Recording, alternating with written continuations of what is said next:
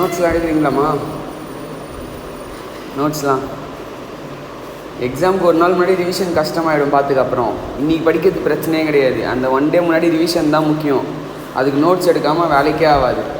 புரியுதா? புக்கில் என்ன சொல்லியிருக்கான்றதை நோட்டில் எடுத்து தனித்தனியாக என்ன பண்ணு, ஒன் சிங்கிள் லைனாக அதில் என்ன சொல்கிறான்றதை பிரித்து பாயிண்ட்டாக எழுது.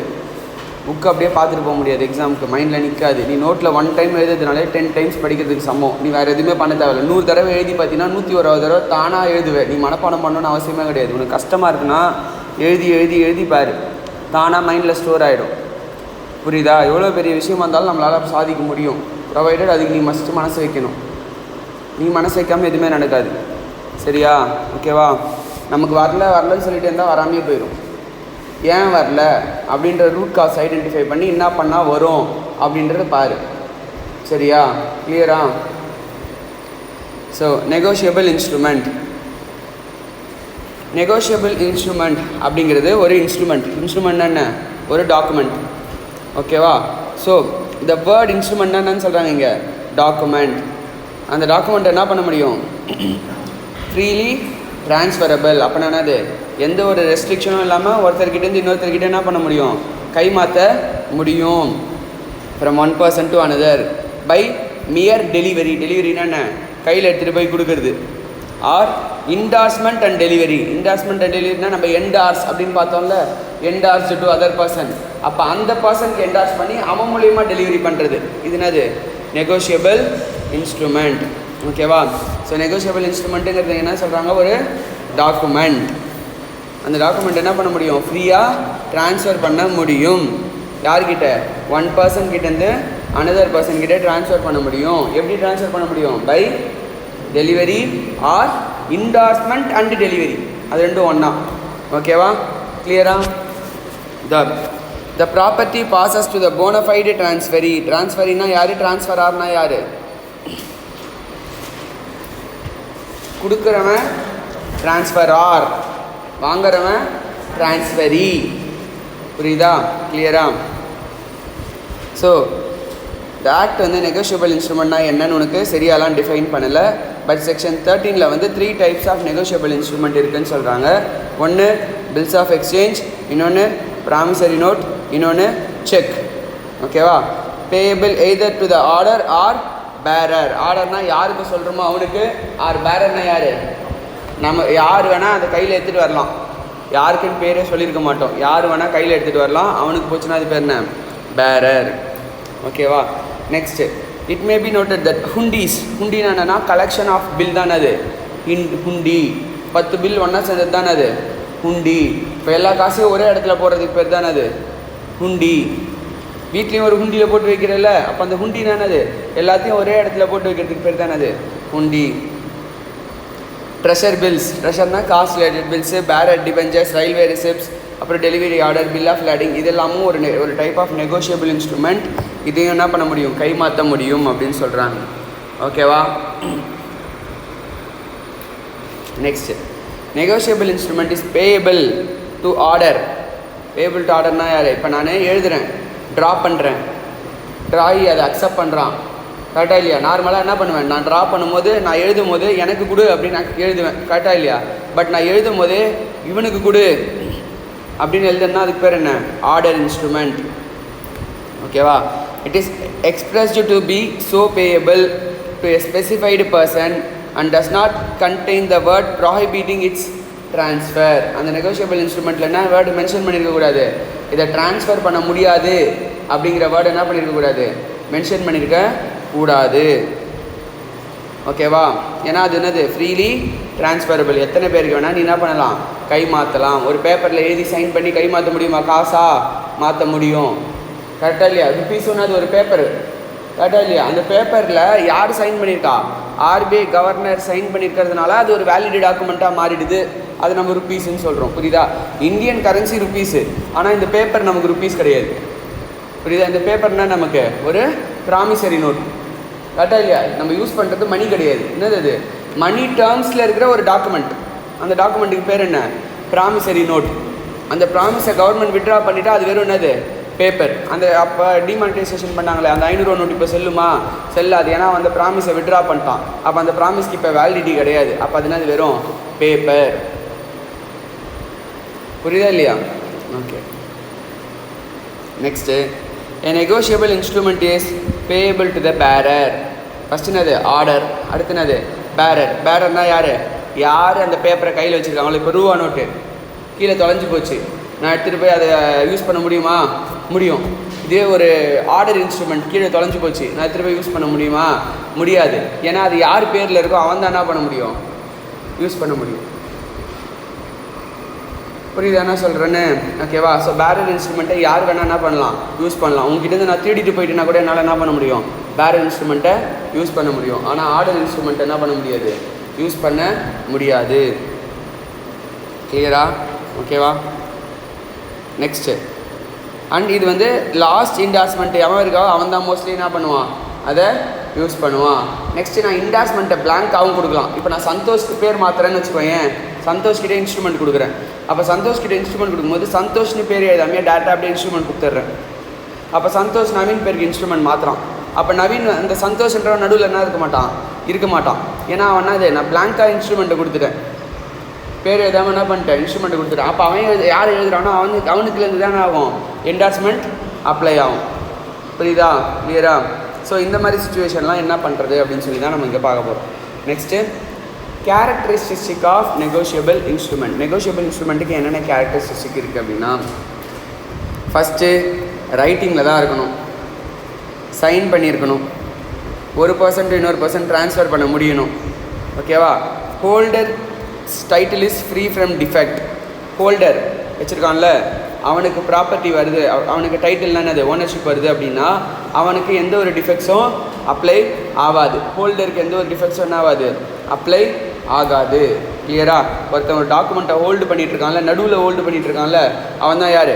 ஹோல்டர். இப்போ ஃபஸ்ட்டு டைம் ஹோல்டு பண்ணுறவன் ஹோல்டர். நடுவில் இருக்கவங்க எல்லாருமே ஹோல்டர் இன் டியூ கோர்ஸ். நடுவில் இருக்கவங்க எல்லாருமே என்னது? Holder in due course. Endorse பண்ணுறோம்ல 10 பேருக்கு என்டார்ஸ் பண்ணுறோன்னா அந்த 10 பேரும் யார்? Holder in due course. கடைசியாக யார் போய் பில்லை கொடுத்து காசு வாங்குறாங்களோ அவனும் யார்? ஹோல்டர். ஓகேவா? நடுவில் நம்ம ஏதாவது யாருக்காவது கிஃப்ட்டு ஆறு பையனுக்கு கொடுத்துருக்கோம், ஃபிடியூஷரி ரிலேஷன்ஷிப்பில் கொடுத்துருக்கோம் அப்படின்னா அவனும் ஹோல்டர் ஆகிடுவான். மற்ற எல்லாருமே யார்? Holder in due course. அந்த ஹோல்டருக்கு இங்கே டிஃபெக்ட் எதுவுமே வராது அப்படின்னு சொல்கிறாங்க. ஓகேவா? உனக்கு holder in due course concept கிடையாது, அது இன்டர்ல இதுக்கு முன்னாடி இருந்துச்சு, நான் உனக்கு எக்ஸ்பிளைன் பண்ணுறேன். ஹோல்டர் இன் டியூ கோர்ஸ்னால் இதுதான் அப்படின்னு சொல்லி. புரியுதா? நெக்ஸ்ட்டு எத்தனை நம்பர் ஆஃப் டைம்ஸ் வேணால் என்ன பண்ணலாம்? ட்ரான்ஸ்ஃபர் பண்ணலாம், கை மாற்றிக்கிட்டே இருக்கலாம். 100 டிரான்சாக்ஷன் ஒரே நாளில் 100 பேர் கூட கை மாறலாம். Until it is satisfied. சாட்டிஸ்ஃபைட்னா என்ன? அதுக்கு பணம் கடைசியாக வர வரைக்கும் எத்தனை பேர் கை வேணால் மாறலாம். அண்ட் எவ்ரி நெகோஷியபிள் இன்ஸ்ட்ருமெண்ட்டில் அன்கண்டிஷனல் ஆர்டர் இருக்கணும். அப்படின்னா இருக்கக்கூடாது, அந்த ஆர்டர் கண்டிஷனலாக இருக்கக்கூடாது. நீ எனக்கு இது பண்ணினா நான் உனக்கு இது தரேன்னு இருக்கக்கூடாது. அந்த ஆர்டர் எப்படி இருக்கணும்? இப்போ ரூபா நோட்டு எப்படி கை மாற்றுறோம் அந்த மாதிரி அன்கண்டிஷனல் ஆர்டராக இருக்கணும்.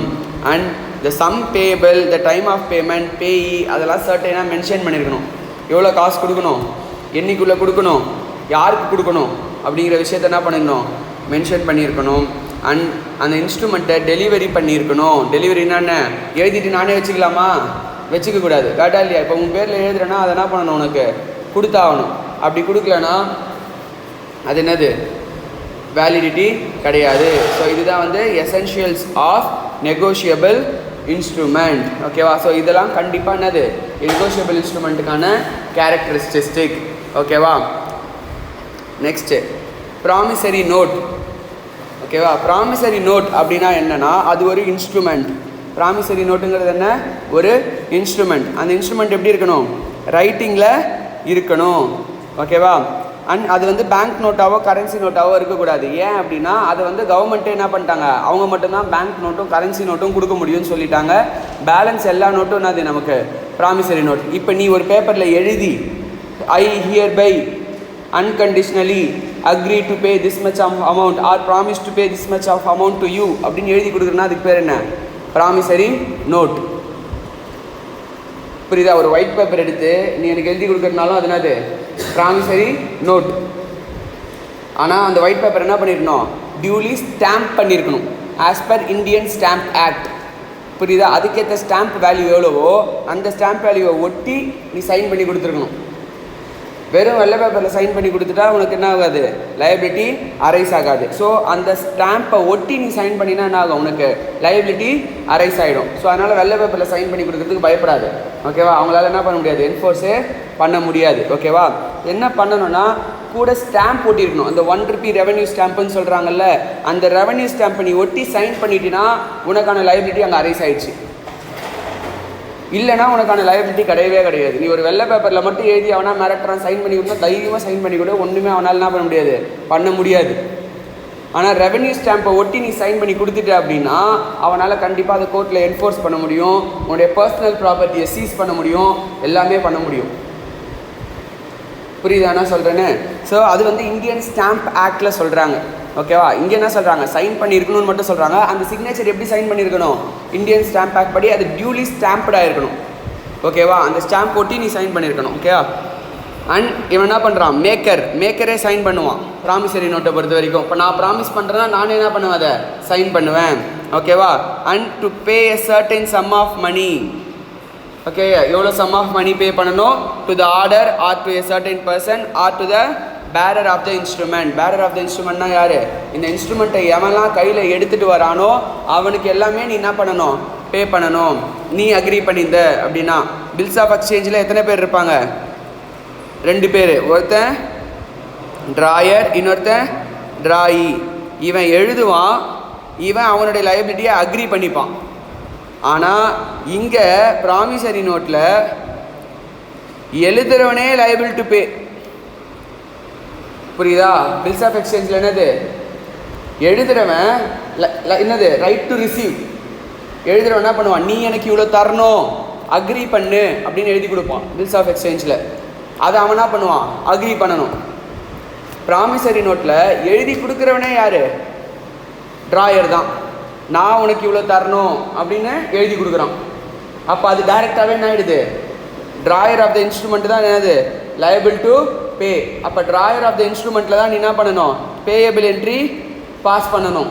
ட்ராயி கிட்ட என்ன பண்ணணும், ரிசீவபிள் என்ட்ரி பாஸ் பண்ணணும் அக்கௌண்ட்ஸ் படி. இங்கே என்ன பண்ணணும், ட்ராயர் கிட்ட ரிசீவபிள் என்ட்ரி பாஸ் பண்ணணும், ட்ராயி கிட்ட பேயபிள் என்ட்ரி பாஸ் பண்ணணும். அப்படியே லயபிலிட்டி மாறிடும். கிளியரா? இங்கே எழுதுறவனுக்கு ரிசீவபிள், உங்ககிட்ட என்ன சொல்கிறான், நீ எனக்கு இவ்வளோ தரணும், எனக்கு தரணும்னு சொல்லி நீ ஒத்துக்கோ அப்படின்னு சொல்லி எழுதி வாங்கிக்கிறான். ஓகேவா? அங்கே என்ன பண்ணுறான், நான் உனக்கு தரணும்னு அவனா தானாக எழுதி கொடுக்குறான். அதுக்கு பேர் என்ன, ப்ராமிசரி நோட். கிளியரா? ஸோ இந்த என்ட்ரி மட்டும் 2 பேர் புக்ஸ்லேயும் என்ன ஆகும், மாறும், பேயபிள் ரிசீவபிள்னு வரும். கிளியரா? புரியுதா? ஸோ இப்படி தான் ஒரு ப்ராமிசரி நோட் வந்து இருக்கும். ஓகேவா? ஸோ அதை சொல்லியிருக்காங்க. இப்போ ஸ்டாம்ப் இங்கே என்ன பண்ணியிருக்கணும், இந்த மாதிரி எழுதியிருக்கணும், எவ்வளோ அமௌண்ட்டு, எந்த இடத்துல கொடுக்க போகிற, எந்த டேட்டில் நீ இதை எழுதியிருக்க, 3 months after date. 3 months after டேட்னா என்னது, இந்த டேட்லேருந்து 3 மாதம் கழித்து நான் உனக்கு கொடுக்குறேன் அப்படின்னு சொல்லி என்ன பண்ணுறோம், அக்ரி பண்ணுறோம். என்ன பண்ணுறான், ஐ ப்ராமிஸ் டு பேன்னு சொல்கிறானா இல்லை யூ ஹாவ் டு பேன்றானா, ஐ ப்ராமிஸ் டு பே. அப்போ அது ப்ராமிசரி நோட்டா பில்ஸ் ஆஃப் எக்ஸ்சேஞ்சா, promissory note. So I promise, நான் ப்ராமிஸ் பண்ணுறேன் பே பண்ணணும் அப்படின்னு சொல்லிட்டு யார், ஸ்ரீ ரமேஷ்க்கு கொடுக்குறேன், ஆர் ரமேஷ் யார் சொல்கிறானோ அவனுக்கு கொடுக்குறேன் 10,000 rupees for the value received. இப்போ அதுக்காக நான் ஒரு வேல்யூ ரிசீவ் பண்ணியிருக்கேன் அப்படின்னு சொல்லி சைன் பண்ணி கொடுக்கணும். அண்ட் அது எப்படி இருக்கணும், ஸ்டாம்பாக இருக்கணும், சைனாக இருக்கணும், கீழே உன் நேம் இருக்கணும், டு யாருக்குன்றதை அட்ரஸ் பண்ணியிருக்கணும். ஓகேவா? கிளியரா? புரியுதா? ஸோ இதுதானே அது ப்ராமிசரி நோட். ப்ராமிசரி நோட்டில் எத்தனை பேர் இருப்பாங்க, 2 பேர். ஒருத்தன் யார், மேக்கர், இன்னொருத்தன் யார், பேயி. ஒருத்தன் எழுதுறவன், இன்னொருத்தன் காசை ரிசீவ் பண்ணுறவன். காசை பே பண்ணுறவன் யார், பேயர். காசை ரிசீவ் பண்ணுறவன் யார், பேயி. ஓகேவா? ஸோ மேக்கர் யார், the person who promises to pay தானே அது இங்கே மேக்கர். ஓகேவா? He is the debtor. அந்த சுச்சுவேஷனில் கிரெடிட்டார் என்ன பண்ணுவான், கிரெடிட்டார் வந்து டெட்டார் வந்து என்ன பண்ணுவான், அக்ரி பண்ணுவான். கரெக்டா இல்லையா? புரியுதா? டெட்டார் என்ன பண்ணுவாங்க, பில்ஸ் ஆஃப் எக்ஸ்சேஞ்சில் அக்ரி பண்ணுவான். பட் இங்கே என்ன பண்ணுவான், டெட்டார் தான் பில்லையே எழுதுகிறான். புரியுதா? அண்ட் அவன் என்ன பண்ணுவான், அந்த பில்லை சைன் பண்ணியிருப்பான். பேயி அப்படிங்கிறவ ஒரு பர்சன், ஹோல் அமௌண்ட்டை பே பண்ணணும், அந்த நோட்டில் மென்ஷன் பண்ணியிருக்க அமௌண்ட்டை. புரியுதா? கிளியரா? நெக்ஸ்ட்டு ப்ராமிசரி நோட்டுக்கான எசென்ஷியல் கேரக்டரிஸ்டிக் என்னென்ன? ப்ராமிசரி நோட் இன் ரைட்டிங்காக இருக்கணும். ஓரலாக இருந்தால் அது வந்து சஃபிஷியன்ட் கிடையாது. அண்ட் அதில் ப்ராமிஸ் டு பே அப்படிங்கிற வேர்டை மென்ஷன் பண்ணியிருக்கணும். ப்ராமிஸ்னே எக்ஸாக்டாக யூஸ் பண்ணியிருக்கணும்னு அவசியம் கிடையாது. I acknowledge myself to be indebted அப்படின்னு நான் என்ன பண்ணிக்கலாம், சொல்லியிருக்கலாம். நான் ஒத்துக்கிறேன், நான் இந்த காசை கொடுக்கணும்னு. ஓகேவா? ஆர் ஐஓயு, அது ஐஓயு, புரியுதா? ஓனா உனக்கு கொடுக்கணும், அதுதான் அப்படி அவங்க ஷார்ட்டாக எழுதியிருக்காங்க. ஓகேவா? ஐஓயு, நான் உனக்கு இவ்வளோ கொடுக்கணும் அப்படின்னு மட்டும் எழுதியிருக்காங்க. அது ப்ராமிசரி நோட்டா? கிடையாது. ஏன்னா அதில் நம்ம என்ன பண்ணியிருக்கணும், தெளிவாக எழுதியிருக்கணும் எவ்வளோ அமௌண்ட்டு, அது வந்து நான் பே பண்ணுறேன் அப்படிங்கிற விஷயம்லாம் என்ன பண்ணியிருக்கணும், to be paid on demand அப்படிங்கிற விஷயம்லாம் என்ன பண்ணியிருக்கணும், தெளிவாக எழுதியிருக்கணும். நான் உனக்கு 10,000 ரூபா தரணும் அப்படின்னு சொல்கிறது ப்ராமிசரி நோட் கிடையாது. நான் உனக்கு 10,000 ரூபா தரேன் அப்படின்னு சொல்கிறேன் அப்படின்னு சொல்கிறதுக்கு பேர் தான் அது ப்ராமிசரி நோட். புரியுதா? ரெண்டுத்துக்கு டிஃப்ரென்ஸ் இருக்கான்னு. தரணும் அப்படிங்கிறது ப்ராமிசரி நோட் கிடையாது. தரேன் அப்படின்னு ஒத்துக்கிறது தானே அது ப்ராமிசரி நோட். கிளியரா? ஓகேவா? ஐஓன்றது என்ன, ஒரு கடனை மட்டும்தான் சொல்லுது. நான் உனக்கு இவ்வளோ தரணும் அப்படின்னு மட்டும்தான் சொல்லுது. தரேன்னு சொல்லி அங்கே என்ன பண்ணலாமே, எந்த வேர்டுமே அந்த மீனிங் நமக்கு கொடுக்கல. புரியுதா? நெக்ஸ்ட்டு ப்ராமிசரி நோட் எப்படி இருக்கணும்னா டெஃபினட் அண்ட் அன்கண்டிஷனலாக இருக்கணும். டெஃபினட்னா என்னது, ஒரு சர்டன் அமௌண்ட் எல்லாமே கிளியராக வந்து மென்ஷன் பண்ணியிருக்கணும். அண்ட் அன்கண்டிஷனலாக இருக்கணும். எந்த ஒரு கண்டிஷனும் அதில் என்ன பண்ணியிருக்கக்கூடாது, இம்போஸ் பண்ணியிருக்க கூடாது. ஓகேவா? And promissory note must be signed by the maker. And வந்து அதர்வைஸ் அதை என்ன ட்ரீட் பண்ணிவிடுவோம், இன்கம்ப்ளீட் அண்ட் இன்எஃபெக்டிவ்னு ட்ரீட் பண்ணிவிடுவோம். ப்ராமிஸ் டு பே இங்கே என்னது, மணி மட்டும்தான். என் வீடு தரேன் அப்படிலாம் என்ன பண்ணக்கூடாது, இங்கே ப்ராமிஸ் பண்ணக்கூடாது. அண்ட் ப்ராமிஸ் டு பே என்னது, சர்டைன் சம், எவ்வளோ சம்ன்றதை மென்ஷன் பண்ணியிருக்கணும். Next maker and payee must be certain. யார் எழுதுறா யாருக்கு எழுதுறா அப்படிங்கிற விஷயம் சர்டைனாக இருக்கணும், டெஃபினட்டாக இருக்கணும். அண்டு 2 டிஃப்ரெண்ட் பர்சன் இருக்கணும். எனக்கு நானே ப்ராமிசரி நோட் கொடுத்துக்க முடியுமா, முடியாது. ஓகேவா? ஸோ 2 டிஃப்ரெண்ட் பர்சனாக இருக்கணும். And as per Indian stamp act, அந்த ஸ்டாம்ப் என்ன பண்ணியிருக்கணும், சைன் பண்ணியிருக்கணும். ஓகேவா? Stamp must be duly cancelled. அப்படின்னா அது அந்த ஸ்டாம்புக்கு மேலே நீ என்ன பண்ணியிருக்கணும், இப்படி உன்னுடைய சிக்னேச்சரை பண்ணியிருக்கணும். ஸோ அந்த ஸ்டாம்ப் என்ன பண்ணுற, ஒட்டி நீ அந்த ஸ்டாம்ப் என்ன பண்ணுற, கேன்சல் பண்ணுற.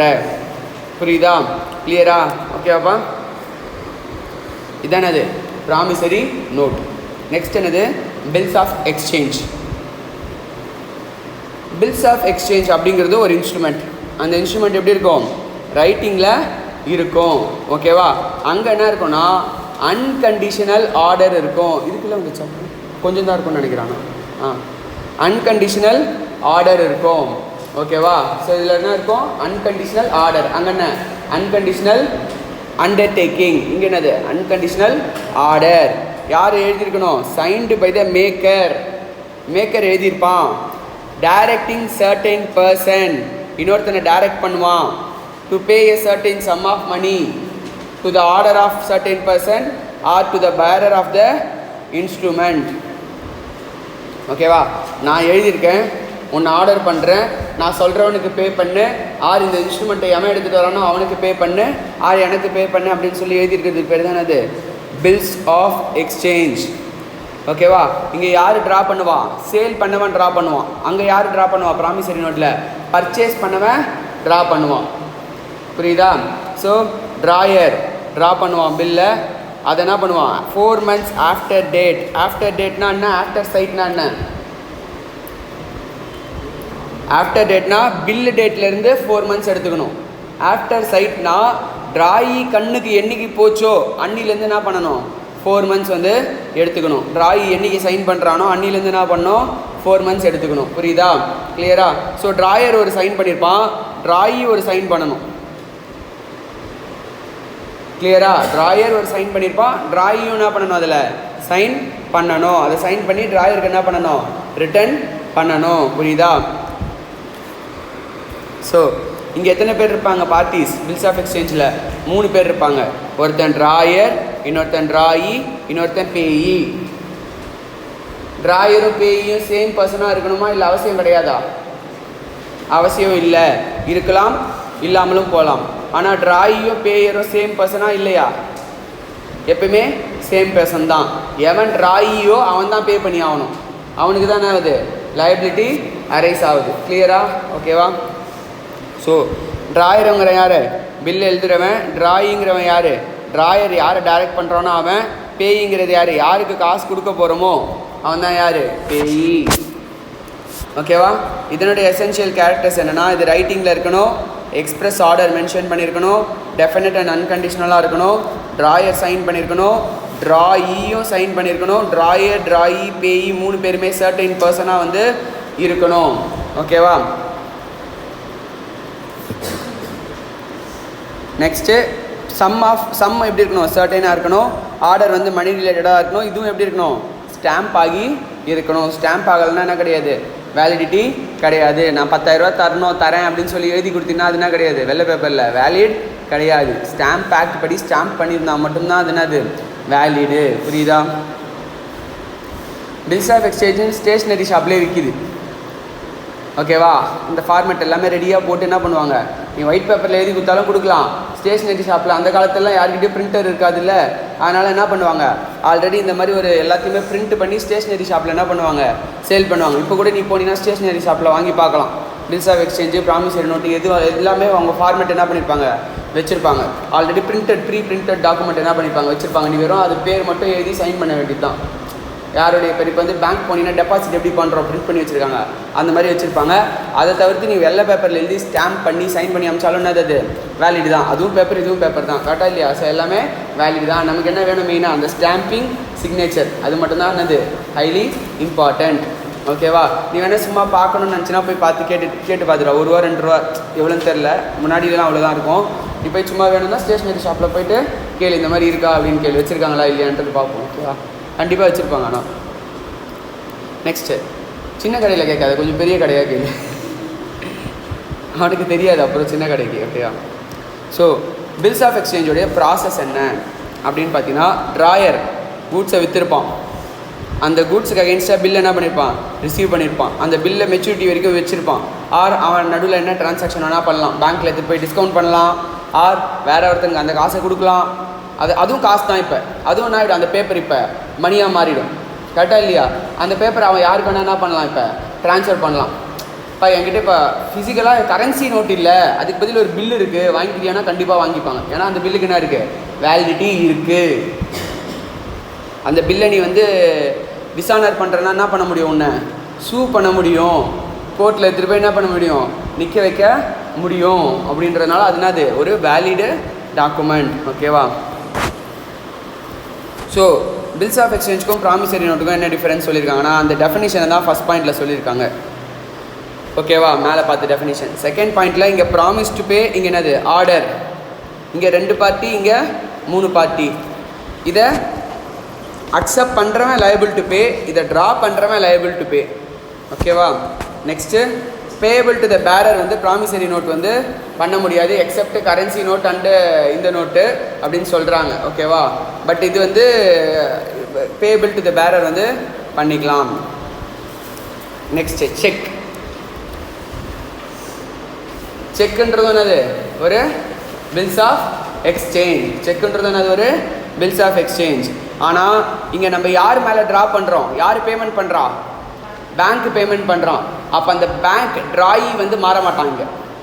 ஓகே? ஒரு ஸ்பெசிஃபைடு ட்ராயர், ஒரு ட்ராயி, ஒரு ஸ்பெசிஃபைடு பர்சன் மேலே நம்ம என்ன பண்ணுறோம்?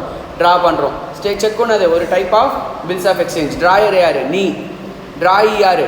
பேங்க். அந்த செக்கில் நீ யார் பேர் எழுதிருக்கோ அவன் யார்? பேயி. புரியுதாப்பா?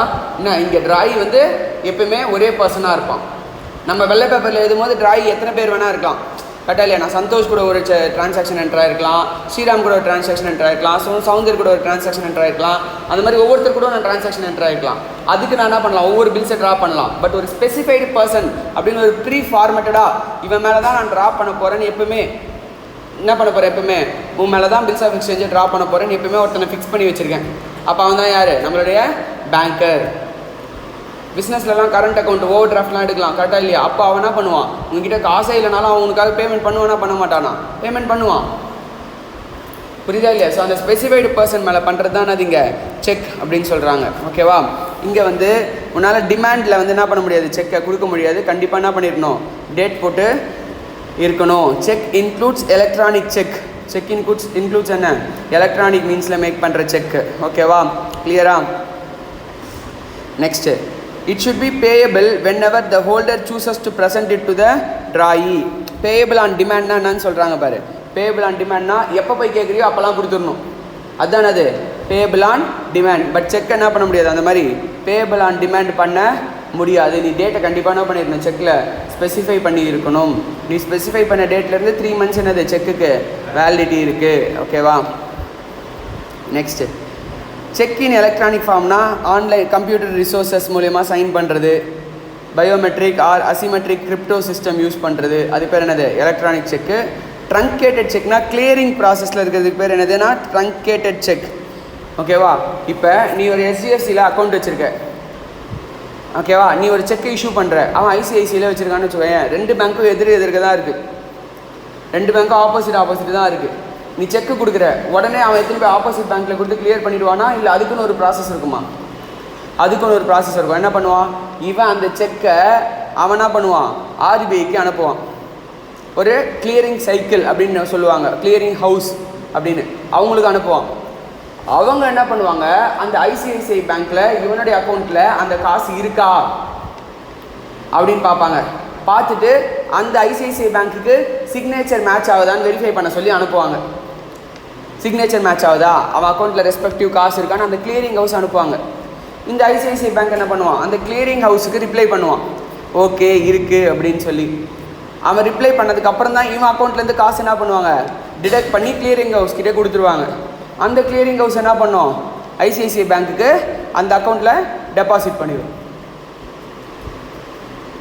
புரியுதானா சொல்கிறேன்னு? தட் இஸ், எவன் செக்கு எழுதினானோ அவன் அக்கௌண்ட்லேருந்து டிடெக்ட் பண்ணிவிட்டு எவனுக்கு எழுதியிருக்கானோ அவன் அக்கௌண்ட்டுக்கு என்ன பண்ணிடும், டெபாசிட் பண்ணிடும். ஸோ இந்த ப்ராசஸ் பேர் என்னது, கிளியரிங் ப்ராசஸ். ஸோ அந்த ப்ராசஸில் இருக்கிறது என்னது, ட்ரங்கேட்டட். அந்த ப்ராசஸ்க்கு பேர் என்ன, truncated during the clearing cycle. ஓகேவா? ஸோ செக்குடைய ஃபார்மேட் வந்து உனக்கு நெக்ஸ்ட் பேஜில் கொடுத்துருக்காங்க. செக்கில் எத்தனை பார்ட்டிஸ் இருப்பான், 3 பார்ட்டி. ட்ராயர் யார், எழுதுறவன். ட்ராயி யார், எப்பவுமே ஸ்பெசிஃபைடு பேங்க் மட்டும்தான். பேயி யார், யாருக்கு எழுதியிருக்குமோ அவன் தான் யார், பேயி. இன் ஃபேவர் ஆஃப் யாருக்கு எழுதியிருக்குமோ அவன் தான் அது பேயி. பில்ஸ் ஆஃப் எக்ஸ்சேஞ்ச் மாதிரி எல்லா எசென்ஷியல்ஸும் இருக்கணும். ஆனால் இங்கே என்னென்னா ட்ராயி மட்டும் ஸ்பெசிஃபைடு பர்சனாக இருப்பான். ஓகேவா, கிளியரா? நெக்ஸ்ட்டு, நெகோஷியபிள் இன்ஸ்ட்ருமெண்ட்டை எப்படி கிளாஸிஃபை பண்ணுறாங்கன்னா bearer instrument and order instrument. Negotiable instrument எப்படி கிளாஸிஃபை பண்ணுறாங்க, bearer instrument and order instrument. Bearer இன்ஸ்ட்ருமெண்ட்னா என்னது, பிளாங்காக இருக்கும், யாருக்கு வேணா என்ன பண்ணலாம், கொடுக்கலாம். ஓகேவா? ஆர் மேலே வந்து என்னென்னு எழுதியிருப்பாங்க, பேரில் பேரர்னு எழுதியிருப்பாங்க. அப்போ இதை எவன் எடுத்துகிட்டு போகிறானோ அவன் எல்லாருமே என்ன பண்ண முடியும், பேங்க்கில் விட்ரா பண்ண முடியும். ஆர்டர் இன்ஸ்ட்ருமெண்ட்னா யார் பேர் எழுதியிருக்கோ அவனால் மட்டும்தான் என்ன பண்ண முடியும், அதை விட்ரா பண்ண முடியும். அதுக்கு பேர் தானே அது bearer instrument and order instrument. ஓகேவா? நெக்ஸ்ட் என்ன இன்ஸ்ட்ருமெண்ட்னா inland instrument and foreign instrument. Next என்ன instrument, inland instrument and foreign instrument. Inland இன்ஸ்ட்ருமெண்ட்னா என்ன அப்படி சொல்கிறாங்கன்னா, ஒன்று ட்ரான் இன் இந்தியாவாக இருக்கணும். ஓகேவா? And drawn and payable in இந்தியாவாக இருக்கணும். To any person resident in India. ஓகேவா? அப்படி இருந்துச்சுன்னா அது என்ன இன்ஸ்ட்ருமெண்ட்டு, இன்லேண்ட் இன்ஸ்ட்ருமெண்ட். அப்படி இல்லைன்னா அது என்ன instrument, foreign instrument. So inland இன்ஸ்ட்ருமெண்ட்டுக்கு இந்த கண்டிஷன் வந்து என்ன இருக்கணும், சாட்டிஸ்ஃபையாக இருக்கணும். ஃபஸ்ட்டு கண்டிஷன் என்னென்னா ட்ரான் இன் இந்தியாவாக இருக்கணும், அன்பேயபிள் இன் இந்தியாவாக இருக்கணும். அப்படி இருந்துச்சுன்னா அது என்ன instrument, inland instrument. Drawn in India plus drawn upon a person resident in India அப்படின்னாலும் என்னது, அது இன்லேண்ட் இன்ஸ்ட்ருமெண்ட். ஓகேவா, கிளியரா? அப்படி இல்லைன்னா அது என்னது, foreign instrument. Drawn outside India, payable outside India, in India or outside India. ஓகேவா? அது என்னது, ஃபாரின் பில். நெக்ஸ்ட் என்னது, residing outside India, payable outside India, அதுவும் என்னது, foreign bill. Residing in India, payable outside India, அது ஒன்று அது foreign bill. So என்ன கண்டிஷன் சாட்டிஸ்ஃபை ஆகிருக்கணும்? இந்தியாவில் ட்ரா பண்ணியிருக்கணும், இந்தியாவில் பேயபிளாக இருக்கணும். அப்படின்னு அது என்ன பில்லு? Inland bill. இந்தியாவில் ட்ரா பண்ணியிருக்கணும் அண்ட் ஒரு ரெசிடென்ட் இந்தியாவில் ட்ரா பண்ணியிருக்கணும், ரெசிடென்ட் இந்தியன் மேலே ட்ரா பண்ணியிருக்கணும். அப்போ அது என்னது? Inland bill. புரியுதா? ரெண்டு சுச்சுவேஷன். ஆர் ஃபஸ்ட்டு இந்தியாவில் எழுதியிருக்கணும், இந்தியாவில் பேயபிளாக இருக்கணும், அப்போ என்னது? Inland bill. இந்தியாவில் எழுதியிருக்கணும், இந்தியன் ரெசிடென்ட்டுக்கு அது இந்தியன் ரெசிடென்ட் மேலே எழுதியிருக்கணும், அப்போ அது என்னது? Inland bill. ஓகே, அங்கே நமக்கு பேயபிள் பார்க்க தேவையில்லை, ஏன்னா இந்தியன் ரெசிடென்ட் மேலே எழுதியிருந்தாலும் அது என்ன பில்லு? Inland bill. புரியுதா? இந்தியாவில் எழுதியிருக்கணும், இந்தியன் ரெசிடென்ட் மேலே எழுதியிருக்கணும், அது என்ன பில்லு? Inland bill. ஓகேவா? ஸோ ஃபஸ்ட்டு கொல்கட்டாவில் எழுதியிருக்காங்க பேயபிள் இன் மும்பை, இன்லேண்ட் பில்லா ஃபாரின் பில்லா? Inland bill. நெக்ஸ்ட்டு வாரணாசியில் எழுதியிருக்காங்க யார் மேலேனா ஒரு பர்சன் ரெசிடென்ட் இன் ஜோத்பூர் மேலே எழுதியிருக்காங்க. அண்ட் என்ன சொல்கிறாங்க? பேயபிள் இன் சிங்கப்பூர்னு சொல்கிறாங்க. இன்லேண்ட் பில்லா ஃபாரின் பில்லா? இன்லேண்ட் பில்லா ஃபாரின் பில்லா? என்ன சொன்ன? ரெண்டு கண்டிஷன் நல்லா பாரு. இந்தியாவில் எழுதியிருக்கணும், இந்தியாவில் பேயபிளாக இருக்கணும். ஆர் இந்தியாவில் எழுதியிருக்கணும், ஒரு இந்தியன் ரெசிடென்ட் மேலே எழுதியிருக்கணும், அது எங்கே வேணால் பேயபிளாக இருக்கலாம், அதை பற்றி இங்கே மென்ஷன் பண்ணலை. ஓகேவா? ஸோ இந்தியாவில் எழுதியிருக்கணும், இந்தியன் ரெசிடென்ட் மேலே எழுதியிருக்கணும், அப்படின்னாலும் என்ன பில்லு? Inland bill. ஸோ இங்கே ஈவன் தோ சிங்கப்பூரில் பே பண்ணாலும் அது என்ன பில்லு நமக்கு? இன்லேண்ட் பில்லு தான். நெக்ஸ்ட்டு ஆக்ராவில் எழுதியிருக்காங்க. ஓகேவா? யார் மேலே? ஒரு மர்ச்சன்ட் இன் நியூயார்க் மேலே. அப்போ ட்ரான் அப்பான் யார்? New York person. கரெக்டா? And payable in Delhi. என்ன கண்டிஷன் சாட்டிஸ்ஃபை ஆகணும் நமக்கு? ஒன்று drawn in India, payable in India. Second condition என்ன? Drawn in India, drawn upon a person in India. இங்கே எந்த கண்டிஷன் சாட்டிஸ்ஃபை ஆகுது? First condition. என்ன condition? Drawn in India, payable in India. அப்போ அது என்னது? இங்கே இன்லேண்ட் பில்லு. புரியுதா? ஓகேவா? Next person resident in Mumbai for a merchant in Mathura, drawn in India, drawn upon a person in India. கரெக்டா இல்லையா? அது எங்கே அக்செப்ட் பேயபிளாக இருக்குது? லண்டன். அப்போ அதுவும் அது நமக்கு இன்லேண்ட் பில்லு தான். ஒன்று drawn in India, payable in இந்தியாவாக இருக்கணும். செகண்ட் கண்டிஷன் என்ன? Drawn in India, drawn upon a person in India, resident in India, அவன் மேலே இருக்கணும். ரெசிடென்ட்னா 182 days இந்தியாவில் ஸ்டே பண்ணி தானே அவன் தான் சொல்லுவோம், ரெசிடென்ட்னு சொல்லுவோம். ஸோ அப்படி இருந்துச்சுன்னா அதுதான் சொல்கிறாங்க இன்லேண்ட் பில். புரியுதா? ஸோ இதை தவிர்த்து பேலன்ஸ் எல்லாமே உனக்கு என்னது? Foreign bill. ஓகேவா? லயபிலிட்டி என்னைக்கு அரைஸ் ஆகுது? லயபிலிட்டி என்னைக்கு அரைஸ் ஆகுது? என்னைக்கு அரைஸ் ஆகுதுன்னா அதுக்கான எசென்ஷியல் மேட்டர்ஸ் லாவில் வந்து ஃபுல்ஃபில் பண்ணியிருக்கணும். அண்ட் அதுக்கான respective liability of the acceptor endorser என்ன பண்ணியிருக்கணும்? அதுக்கு அக்செப்ட் பண்ணி இருக்கணும். அவன் அக்செப்ட் பண்ணவனே அவனுடைய லயபிலிட்டி என்ன ஆகிடுது? அரைஸ் ஆகிடுது. ஓகேவா? அக்செப்ட் பண்ணுறான்னா என்னது? லயபிலிட்டி அரைஸ் ஆகிடுது. அதனால தான் புக்ஸில் பேயபிள் என்ட்ரி நம்ம என்ன பண்ணுறோம்? பாஸ் பண்ணுறோம். கிளியரா? Next inchoate instrument and ambiguous instrument. Next என்னது? Inchoate instrument and ambiguous instrument. Inchoate இன்ஸ்ட்ருமெண்ட்னா என்னது? அதில் பேர் எழுதியிருக்க மாட்டேன், யாருக்கு கொடுக்குற அப்படின்றது என்ன பண்ணியிருக்க மாட்டேன், நீ ஒழுங்காக தெளிவாக. சாரி, இன்கொயர்ட் இன்ஸ்ட்ருமெண்ட்னா எய்தர் பிளாங்காக இருக்கும் ஆர் இன்கம்ப்ளீட்டாக இருக்கும். அதுக்கு பேர் என்னது? Inchoate instrument. ஒரு பிளாங்க் இன்ஸ்ட்ருமெண்ட்டை ஸ்டாம்ப் பண்ணி சைன் பண்ணி கொடுத்துட்ற, அதுக்கு பேர் என்னது? Inchoate instrument. ஓகேவா? ஸோ இன்கொயர்ட் இன்ஸ்ட்ருமெண்ட்டை வந்து என்ன பண்ணுது? அது யார் வச்சுருக்கானோ அவனுக்கு பவர் கொடுக்குது கம்ப்ளீட் பண்ணுறதுக்கு. புரியுதா? நீ பிளாங்க் செக் எழுதி கொடுக்குற, அப்போது அந்த பர்சன் என்ன பண்ணலாம்? அமௌண்ட் எவ்வளோ வேணுமோ ஃபில் பண்ணிக்கலாம். கரெக்டாக இல்லையா? அப்போது இன்கொயர்ட் இன்ஸ்ட்ருமெண்ட் எழுதி கொடுக்குன்னா உனக்கு தாங்க அது பிரச்சனை. கரெக்டாக இல்லையா? அதை சொல்லுது. அதுக்குன்னு தப்புன்னு சொல்லலை. இன்கொயர்ட் இன்ஸ்ட்ருமெண்ட் வேணால் என்ன பண்ணிக்கலாம்? கொடுத்துக்கலாம். ஆனால் இது யாருக்கு பவர் இருக்குது அதை ஃபில் பண்ணுறதுக்கு? இப்போ கம்ப்ளீட் பண்ணுறதுக்கு ஹோல்டருக்கு தான் பவர் இருக்குது.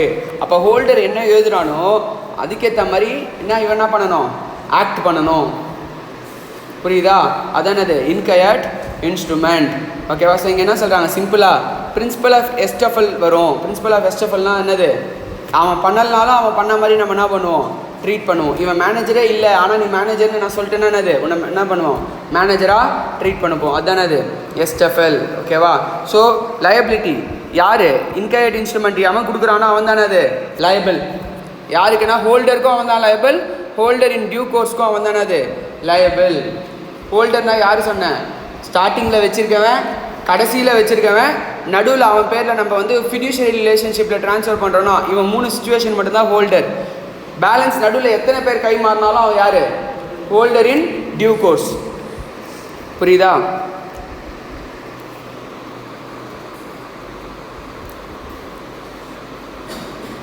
ஸோ அதுதான் இங்கே உனக்கு எக்ஸ்பிளைன் பண்ணுறாங்க. ஒரு பர்சன் கிட்டே இன்னொரு பர்சன் ஸ்டாம்ப் பண்ணி சைன் பண்ணுறோம் அப்படின்னா அது வந்து wholly blank or written incomplete இன்ஸ்ட்ருமெண்ட்டாக இருக்குன்னா அது என்னது? Inchoate instrument. அந்த அதர் பர்சன் என்ன பண்ணிக்கலாம்? அதை ஃபில் பண்ணுறதுக்கு அவனுக்கு ரைட்ஸ் இருக்குது. அவன் அதே கெப்பாசிட்டியில் அவன் ஃபில் பண்ணிக்கலாம். ஃபில் பண்ணானா அந்த அதர் பர்சன் என்னது? லயபிள் டு பே அப்படின்னு சொல்லி சொல்கிறாங்க. இதுனா instrument, inchoate instrument. Next ambiguous instrument. Ambiguous instrument அப்படின்னா என்ன அப்படின்னா, நீ வந்து ஒரு இன்ஸ்ட்ருமெண்ட்டை எழுதி கொடுக்குற, அதை படிக்கும்போது அது பில்ஸ் ஆஃப் எக்ஸ்சேஞ்சா இல்லை ப்ராமிசரி நோட்டான்றதே தெளிவாக தெரியல.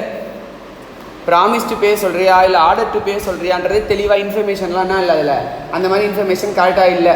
அந்த சுச்சுவேஷனில் அந்த இன்ஸ்ட்ருமெண்ட்டை நீ என்ன பண்ணிக்கலாம்? ப்ராமிசரி நோட்டாகவும் ட்ரீட் பண்ணிக்கலாம், பில்ஸ் ஆஃப் எக்ஸ்சேஞ்சும் ட்ரீட் பண்ணிக்கலாம். அது யாருடைய விஷ்? அந்த அதர் பர்சனுடைய விஷ். புரியுதா? அவனுக்கு ஏற்ற மாதிரி அவன் என்ன பண்ணிப்பான்? ட்ரீட் பண்ணிப்பான். ஸோ ஒரு இன்ஸ்ட்ருமெண்ட் வேகாக இருக்குது, கிளியராக ஐடென்டிஃபை பண்ண முடியல, அது பில்ஸ் ஆஃப் எக்ஸ்சேஞ்சா இல்லை ப்ராமிசரி நோட்டா அப்படின்னா அதுக்கு பேர் என்ன இன்ஸ்ட்ருமெண்ட்? Ambiguous instrument. அந்த அதர் பார்ட்டி வந்து அதை எப்படி வேணால் என்ன பண்ணிக்கலாம்? ட்ரீட் பண்ணிக்கலாம். ஸோ அதுக்கேற்ற மாதிரி லைபிலிட்டினா உனக்கு அரைஸ் ஆகும். புரியுதா? நெக்ஸ்ட்டு நெகோசியேஷன் அப்படின்னா என்னன்னு சொல்கிறாங்க இங்கே? ட்ரான்ஸ்ஃபர். நெகோசியேஷன் என்னது? ட்ரான்ஸ்ஃபர். ஒரு இன்ஸ்ட்ருமெண்ட்டை நம்ம என்ன பண்ண முடியும்? ஃப்ரீயாக ட்ரான்ஸ்ஃபர் பண்ண முடியும். ஒரு பர்சன் கிட்டேருந்து இன்னொரு பர்சனுக்கு என்ன பண்ண முடியும்? நம்ம ஃப்ரீயாக ட்ரான்ஸ்ஃபர் பண்ண முடியும். அதுதான் மெயினான ஒரு ரைட் நெகோஷியபிள் இன்ஸ்ட்ருமெண்ட்டில். ஸோ இங்கே என்னென்ன டைப்ஸ் ஆஃப் நெகோஷியேஷன் நமக்கு இருக்குது அப்படின்னா, ஒன்று payable to the order, payable to the bearer. அப்படி இருக்குன்னா நீ என்ன பண்ணணும்? வெறும் டெலிவரி கொடுத்தா போதும். இப்போ மணி, ரூபா நோட்டு, நீ என்ன பண்ணுற? எழுதி கொடுக்குறியா இல்லை அந்த ரூபா நோட்டை மட்டும் ட்ரான்ஸ்ஃபர் பண்ணுறியா? நோட்டை மட்டும் ட்ரான்ஸ்ஃபர் பண்ணுற. அப்போ என்னது? பேரர் இன்ஸ்ட்ருமெண்ட். ரூபா நோட்டு என்ன இன்ஸ்ட்ருமெண்ட்? பேரர் இன்ஸ்ட்ருமெண்ட். ஸோ அதை என்ன பண்ணால் போதும்? பை டெலிவரி நீ என்ன பண்ணுற? அவனுக்கு அந்த பவரை கொடுத்துட்ற. கரெக்டாக இல்லையா? இதுக்கப்புறம் அவன் அந்த பணத்தை செலவு பண்ண செல்லுபடி ஆகாதா? ஆகும். பட் ஆர்டர் இன்ஸ்ட்ருமெண்ட்டாக இருந்தால் என்டார்ஸ் பண்ணி டெலிவரி பண்ணணும். என்டார்ஸ்னா என்ன? இவனுக்கு கொடுக்குறேன் அப்படின்னு சொல்லிவிட்டு அதுக்கப்புறமா நீ என்ன பண்ணணும்? டெலிவரி பண்ணணும். பேரர் இன்ஸ்ட்ருமெண்ட்டாக இருந்தால் என்ன பண்ணால் போதும்? அப்படியே எடுத்து கையில் கொடுத்தா போதும். பட் ஆர்டர் இன்ஸ்ட்ருமெண்ட்டாக இருந்தால் என்ன பண்ணணும்? யாருக்கு கொடுக்கணுன்றையோ அந்த ஆர்டர் பர்சனை நம்ம என்ன பண்ணிக்கணும்? என்டார்ஸ் பண்ணிக்கணும். அவனுடைய பேர் அதில் எழுதியிருக்கணும். அதுக்கப்புறம் தான் நீ என்ன பண்ணணும்? டெலிவரி கொடுக்கணும். ஓகேவா? மேலே வந்து என்ன டெலிவரி சொல்கிறாங்க பேரர் இன்ஸ்ட்ருமெண்ட்டில்? Actual delivery or constructive delivery. இப்போ நான் எடுத்து உங்ககிட்ட கொடுக்குறது என்ன? Actual delivery. நான் தெரியாமல் கீழே போட்டு போயிட்டேன், நீ எடுத்துகிட்டு போயிடுற, செல்லுபடி ஆகாதா? ஆகும். அது என்னது? Constructive delivery. By some other means நான் உனக்கு டெலிவரி பண்ணுறேன், அது பேர் என்னது? Constructive delivery. புரியுதா? கிளியரா? ஸோ ஒரு ப்ராமிசரி நோட் அது பில்ஸ் ஆஃப் எக்ஸ்சேஞ்ச் வந்து என்னது? பேரராக இருந்துச்சுன்னா நீ டெலிவரி கொடுத்தினா போதும். ஆர்டராக இருந்துச்சுன்னா என்டார்ஸ்மெண்ட் அண்ட் டெலிவரி நீ பண்ணணும். என்டார்ஸ்மெண்ட் பண்ணாமல் அது என்ன ஆகாது? வேலிடிட்டி ஆகாது. ஓகேவா? நெகோசியேஷன் என்ன? ட்ரான்ஸ்ஃபர். நெகோசியேஷன் என்னது? Transfer. So transfer by delivery. Transfer by delivery என்னது? அந்த இன்ஸ்ட்ருமெண்ட்டை அன்லாஃபுல் மீன்ஸில் அப்டெயின் பண்ணியிருந்தாலும், அன்லாஃபுல் கன்சிடரேஷனுக்காக அப்டெயின் பண்ணியிருந்தாலும் அது என்னது? உனக்கு வேலிட் இன்ஸ்ட்ருமெண்ட் தான். உன்னை ஏமாற்றி அந்த இன்ஸ்ட்ருமெண்ட்டை நான் வாங்கியிருந்தாலும், ஏமாற்றி அந்த பணத்தை நான் எடுத்திருந்தாலும் அது என்னது? அந்த டெலிவரி வேலிடு டெலிவரி தான். ஓகேவா? பட் சில சுச்சுவேஷனில் மட்டும்தான் உன்னால் நெகோஷியேட் பண்ண முடியாது. எப்போ அப்படின்னா அன்லெஸ் சச் ஈவெண்ட் ஹேப்பன்ஸ். இப்போ நீ வந்து ஏதாவது ஒரு கண்டிஷனை பேஸ் பண்ணி நீ சொல்லியிருக்க, ஷிப்பு வந்தால் நான் உனக்கு கொடுக்குறேன், அப்போ அந்த கண்டிஷனை ஃபுல்ஃபில் பண்ணாமல் என்ன ஆகாது? நெகோசியேஷன் ஆகாது. அந்த ஈவெண்ட் நடக்காமல் என்ன ஆகாது? நெகோசியேஷன் நடக்காது. புரியுதா? நெக்ஸ்ட்டு நெகோசியேஷன் பை என்டார்ஸ்மெண்ட் என்ன? நீ அதில் என்டார்ஸ் பண்ணியிருக்கணும். யார் கையில் ஹோல்டரோ அவன் என்ன பண்ணியிருக்கணும்? யாருக்கு கொடுக்குறானோ அதை என்ன பண்ணியிருக்கணும்? என்டார்ஸ் பண்ணி கொடுத்துருக்கணும். கிளியரா? Next delivery of an instrument plays a essential role. அதுதான் உனக்கு நெகோசியேஷனை வந்து என்ன பண்ணுது? எஃபெக்ட் பண்ணுது. நெகோசியேஷன் என்ன? ட்ரான்ஸ்ஃபர். அப்போ ட்ரான்ஸ்ஃபர் நடக்கணும்னா நீ என்ன பண்ணியிருக்கணும்? டெலிவரி பண்ணியிருக்கணும். ஓகேவா? அது ஆக்சுவல் டெலிவரியாக இருக்கலாம், இல்லை கன்ஸ்ட்ரக்டிவ் டெலிவரியாக இருக்கலாம். டெலிவரி எப்படி இருக்கலாம்? Voluntary. And object of delivery என்ன? இதனுடைய ப்ராப்பர்ட்டியை இன்னொருத்தனுக்கு என்ன பண்ணுற நீ பாஸ் பண்ணுற. இப்போ இந்த ரூபா நோட்டு இன்னொருத்தங்கிட்ட கொடுத்தவொடனே நான் கொடுத்த காசு தானே கொடுன்னு கேட்க முடியுமா? முடியாது. இப்போ அவனுடைய ப்ராப்பர்ட்டி ஆகிடுச்சு. கரெக்டாக இல்லையா? லோன் அந்த மாதிரி கொடுத்தா கூட நம்ம என்ன பண்ணலாம், அது என்ன அப்படின்றத பார்த்துட்டு சொல்லலாம். பட் அதே தான் வேணும்னு சொல்லி நம்மளால் கேட்க முடியுமா? கேட்க முடியாது. ஸோ ஆக்சுவல் டெலிவரின்றது என்ன? ஃபிசிக்கலாக கையில் கொடுக்குறது. கன்ஸ்ட்ரக்டிவ் டெலிவரினா என்ன? ஏஜென்ட்டு, கிளர்க்கு, சர்வெண்ட் அவன் மூலிமா என்டார்ஸ் பண்ணி கொடுக்குறது என்னது? Constructive delivery. ஓகேவா? கண்டிஷன் இருந்துச்சுன்னா இல்லைப்பா, அதுதான் இங்கே என்னன்னா நெகோசியேஷனுக்கு கண்டிஷன். புரியுதா? பில்லுக்கு கண்டிஷன் கிடையாது. நெகோசியேஷன் என்ன? ட்ரான்ஸ்ஃபருக்கு கண்டிஷன். அவன் பே பண்ணுறதுக்கு கண்டிஷன் கிடையாது. புரியுதா? அவன் எதுக்கு ட்ரான்ஸ்ஃபர் பண்ணுறானோ அந்த ட்ரான்ஸ்ஃபருக்கான கண்டிஷன். ஆனால் பில்லுக்கான என்னது, நான் பே பண்ணணும் அப்படின்றதுக்கான கண்டிஷன் வந்து அது கிடையாது. அன்கண்டிஷனல் ஆர்டர் டு பே தான். ஆனால் இங்கே என்ன பார்க்குறோம் நம்ம? நெகோசியேஷன். இந்த ட்ரான்ஸ்ஃபர் பண்ணும்போது ஏதாவது கண்டிஷன் நீ விதைச்சிருந்தீங்கன்னா அந்த ட்ரான்ஸ்ஃபருக்கு இந்த கண்டிஷன் வந்து என்ன ஆகும்? அந்த ஈவெண்ட் நடந்தால் நீ ட்ரான்ஸ்ஃபர் பண்ணிக்கலாம். ஒன்லி ஃபார் ட்ரான்ஸ்ஃபர் மட்டும் தான் கண்டிஷன் அப்ளை ஆகும். இது பில்லுக்கு என்ன ஆகாது? கண்டிஷன் அப்ளை ஆகாது. புரியுதா? கிளியரா? நெக்ஸ்ட்டு. ஸோ ஒரு இன்ஸ்ட்ருமெண்ட் வந்து கண்டிஷ்னலி ஆர் ஸ்பெஷல் பர்பஸ்க்கு இருந்துச்சுன்னா அப்போ அந்த property does not pass unless அந்த நெகோசியேஷன் வந்து அந்த கண்டிஷனை வந்து என்ன பண்ணிடணும், உனக்கு ஃபுல்ஃபில் பண்ணியிருந்தால் தான் நெகோசியேஷன் நடக்கும் அப்படின்னு சொல்கிறாங்க. ஓகேவா? Next, the contract of negotiable instrument until delivery remains incomplete and revocable.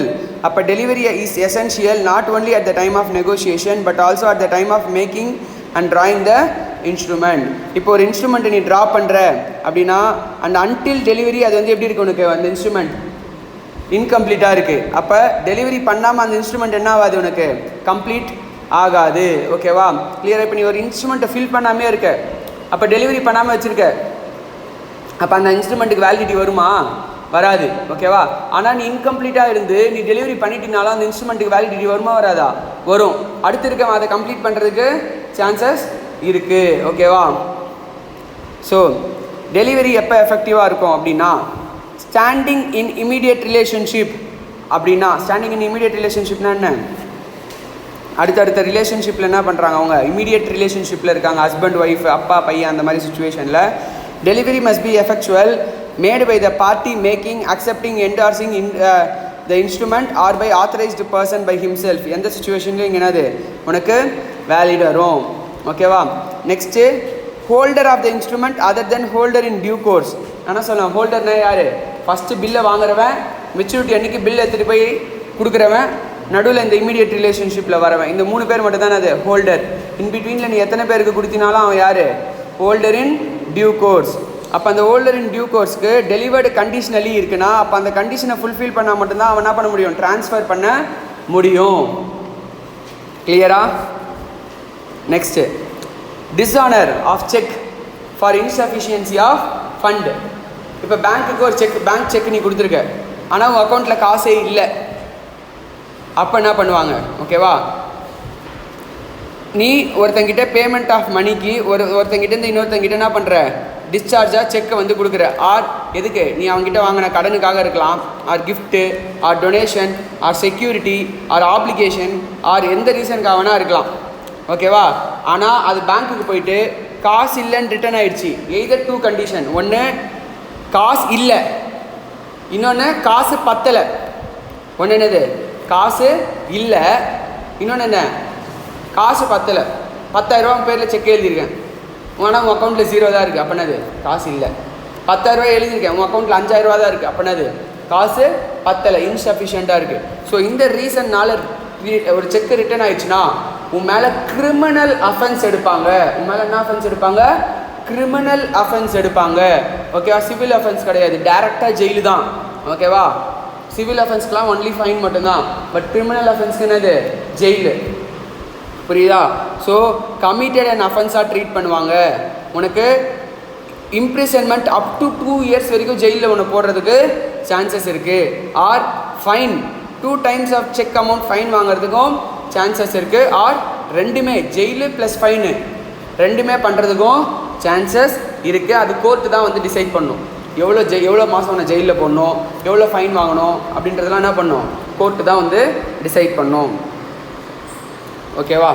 Next section 138 இங்கே மேலே பார்த்தோம்ல, இந்த செக்ஷன் வந்து அப்ளை ஆகாது அன்லெஸ் அந்த கண்டிஷன்ஸ் வந்து செக் என்ன பண்ணிருக்கணும், நீ வித்தின் வேலிடிட்டி பீரியடுக்குள்ளே வந்து என்ன பண்ணியிருக்கணும், ப்ரெசென்ட் பண்ணியிருக்கணும். ஓகே, வேலிடிட்டி பீரியட்னா என்ன, சொல்கிற டேட்லேருந்து 3 மந்த்ஸுக்குள்ளே, தட் இஸ் 90 days எக்ஸாக்டாக. அதுக்குள்ளே என்ன பண்ணிடணும், 3 months. ஏன்னா டேஸ் கேல்குலேட் பண்ணணும், மந்த்னா என்ன பண்ணணும், மந்த் கேல்குலேட் பண்ணணும். ஸோ 3 monthsக்குள்ளே என்ன பண்ணிடணும், ஸ்பெசிஃபை பண்ணியிருக்கணும், டெலிவரி பண்ணியிருக்கணும் பேங்க்கில். அப்படி பண்ணலைன்னா அப்போ வந்து நீ என்ன பண்ண முடியாது, அவன் காசு கொடுக்கலன்னு சொல்லி கேட்க முடியாது. அண்ட் இன்னொரு கண்டிஷன் என்னென்னா, டிமாண்ட் ஃபார் பேமெண்ட் நோட்டீஸ் அனுப்பிச்சிருக்கணும். இந்த மாதிரி செக்கை வந்து போட்டேன், செக்கில் காசு இல்லைன்னு வந்துருச்சு, நீ என்ன பண்ண, எனக்கு வித்தின் 30 days பேங்க் கிட்டேருந்து இன்ஃபர்மேஷன் வாங்கி வித்தின் 30 daysக்குள்ளே செக்கை ரிட்டர்ன் பண்ணி டிமாண்ட் நோட்டீஸ் என்ன பண்ணிடணும், ஒரு லாயரை வச்சு நோட்ரி பப்ளிக்கை வச்சு என்ன பண்ணிடணும், டிமாண்ட் நோட்டீஸ் அவனுக்கு சென்ட் பண்ணியிருக்கணும். ஓகேவா? Next failure of the drawer to make payment. இந்த ட்ராயர் என்ன பண்ணிடணும், அதுக்கு அந்த டேட்டுக்குள்ளே பேமெண்ட் பண்ணியிருக்கணும். இப்படி பேமெண்ட் பண்ணலைனா தான் உனக்கு என்ன பண்ணுவாங்க, கிரிமினல் அஃபென்ஸை எடுத்துப்பாங்க. புரியுதா? கிளியரா?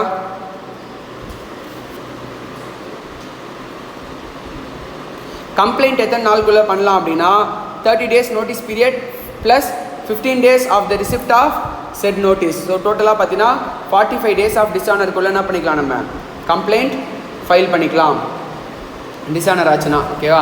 Penalty 2 years jail or 2 times of the cheque amount fine or both. ஓகேவா? Next presumption in favour of holder. ஹோல்டர்னால் யார், அந்த செக்கை வச்சிருக்கவன். ஓகேவா? ஒரு செக்கு டிஸானர் ஆயிடுச்சு அப்படின்னா it is presumed that the holder of the cheque received the cheque of the nature under 138. அப்போ என்னது, ஒரு செக்கு டிஸானர் ஆகி வந்துடுச்சுன்னா அவன் ஆட்டோமேட்டிக்காக என்ன நினச்சிக்கலாம், அந்த செக்கில் காசு இல்லை, காசு பத்தலைன்னு அவன் என்ன பண்ணிக்கலாம், அவன் நினச்சிக்கலாம். அவனுக்கு அந்த ரைட்ஸு இருக்குது. புரியுதா? கிளியரா? அண்ட் அவன் அதுக்கேற்ற மாதிரி டிமாண்ட் நோட்டீஸ் என்ன பண்ணலாம், உனக்கு சென்ட் பண்ணலாம். புரியுதா? அந்த அதர் பர்சன் தான் அக்யூஸ்டு, அவனுக்கு பர்டன் ஆஃப் ப்ரூவ் யார், அந்த அக்யூஸ்டு தான் ப்ரூவ் பண்ணணும். இல்லை என் அக்கௌண்ட்டில் காசு இருந்துச்சு, பேங்க்கு தெரியாமல் தப்பு பண்ணிட்டாங்க அப்படிங்கிற விஷயம்லாம் யார் ப்ரூவ் பண்ணணும், அந்த அக்யூஸ்டு தான் ப்ரூவ் பண்ணணும். புரியுதா? Defence which may not be allowed in any prosecution. It shall not be defense in prosecution of an offence under that the drawer had no reason to believe that he has issued the check that may be dishonor on the presentment reason stated. Okay, அவன் என்ன பண்ண முடியாது, defence எடுத்துக்க முடியாது. ஏன் check டிஸானராக ஆச்சுன்னு எனக்கு தெரியல அப்படின்னு சொல்லி என்ன பண்ண முடியாது, ரீசன் எடுத்துக்க முடியாது. காசு இருந்துச்சுன்னா கண்டிப்பாக பேங்க் பண்ணியிருப்பான். அப்படி பேங்க் காசு இருந்து பண்ணாமல் விட்டு அவனா டேமேஜஸ் பே பண்ணணும் பேங்க்கு. கான்ட்ராக்ட் ஆக்டில் பட்சமே அக்கௌண்ட்டில் காசு இருந்து அவன் பே பண்ணாமல் விட்டுட்டான். அப்போ பேங்க் என்ன பண்ணணும், என்ன டேமேஜஸ் பே பண்ணணும். 2 சிச்சுவேஷன், மேரேஜை பிரேக் பண்ணால், கல்யாணம் பண்ணிக்கிறேன்னு சொல்லி ஏமாத்தினா என்ன damage, vindictive or exemplary damages வந்து என்ன பண்ணணும், பே பண்ணணும். அதே மாதிரி பேங்க்கில் காசு இருந்து பேங்கர் கொடுக்காம போயிட்டான் அப்படின்னா உன்னுடைய என்ன ஆகுது, பர்சனல் மதிப்பு அங்கே என்ன ஆகிடுது, குறைஞ்சிடுது. அதுக்காக நீ பேங்க்கை சைடு சூ பண்ணலாம். என் அக்கௌண்ட்டில் காசு இருந்து நீ எப்படி டிஸானர் பண்ணலான்னு சொல்லி விண்டிக்டிவ் டேமேஜஸ் என்ன பண்ணலாம், கிளைம் பண்ணலாம். கான்ட்ராக்ட் ஆக்டில் பார்த்தோம். ஓகேவா? என்ன ஸ்டேஜில் இருக்கீங்க பார்த்துக்கோ. டைம் இருக்குது, படிக்கிறது இல்லை நம்ம தான். ஓகேவா? Next presentment of instrument. இப்போ ஒரு இன்ஸ்ட்ருமெண்ட் எழுதுகிறோம், அப்போ ஃபஸ்ட்டு என்ன பண்ணணும், நம்ம அக்செப்டன்ஸுக்கு கொடுத்து அனுப்பணும். கரெக்டாக இல்லையா? நீ எழுதிட்டனாலே இன்ஸ்ட்ருமெண்ட் வேலிட் ஆகிடாது. கரெக்டாக? ஒரு இன்ஸ்ட்ருமெண்ட் எழுதினோடனே நீ என்ன பண்ணணும், அக்செப்ட் பண்ணு அப்படின்னு சொல்லி என்ன பண்ணணும், கொடுத்து அனுப்பணும். ஸோ ஃபஸ்ட்டு நீ என்ன பண்ணணும், அவன் சொல்கிற டைம் பிளேஸ், அவன் ஏதாவது டைம் பிளேஸ் சொல்லியிருந்தானா அந்த டைம் பிளேஸில் நீ அக்செப்டன்ஸ்க்கு எடுத்துகிட்டு போகணும். ஓகேவா? இப்போ ஃபஸ்ட் என்னது, bills of exchange payable after sight. After சைட்னா என்ன, ஆஃப்டர் டேட்னா நீ எழுதின டேட்லேருந்து, ஆஃப்டர் சைட்னா அவன் சைன் பண்ண டேட்லேருந்து. அப்போ அவன் சைன் பண்ணிடுறதுக்கு நீ என்ன பண்ணிடணும், அக்செப்டன்ஸ்க்கு நீ எடுத்துகிட்டு போய் கொடுத்துருக்கணும். அவன் தேடுனா கிடைக்கல அப்படின்னா அப்போ நம்ம என்ன பண்ணலாம், within reasonable time or business ஹவர்ஸ்க்குள்ளே போயிட்டு அவங்ககிட்ட என்ன பண்ணிக்கலாம், நம்ம சைன் வாங்கிக்கலாம். புரியுதா? அவன் டைமு எதுவுமே ஸ்பெசிஃபை பண்ணலன்னா ரீசனபிள் டைம், ரீசனபிள் டே, பிஸ்னஸ் ஹவர்ஸில் போய் என்ன பண்ணிக்கலாம், அவங்ககிட்ட நம்ம சைன் வாங்கிக்கலாம். சப்போஸ் நீ ப்ரெசென்ட் பண்ணாமல் விட்டுட்டினா யாராச்சும் லைபிள் ஆவாங்களா? ஆக மாட்டாங்க. ஏன்னா அக்செப்டன்ஸ் ஆகாமல் லைபிலிட்டி என்ன ஆகாது? அரைஸ் ஆகாது. பட் நீ தேடுற drawee cannot after a reasonable search found கிடைக்கவே இல்லை அப்படின்னா டேரெக்டாக பில் என்ன ஆகிடும்?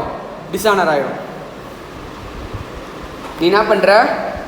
நம்மளுடைய நார்மல் டேர்ம்ஸ் என்ன? நான் உனக்கு விற்பேன், நீ என்கிட்டேருந்து வாங்குற, நான் பில்லை ட்ரா பண்ணுவேன், நீ அதை என்ன பண்ணணும்?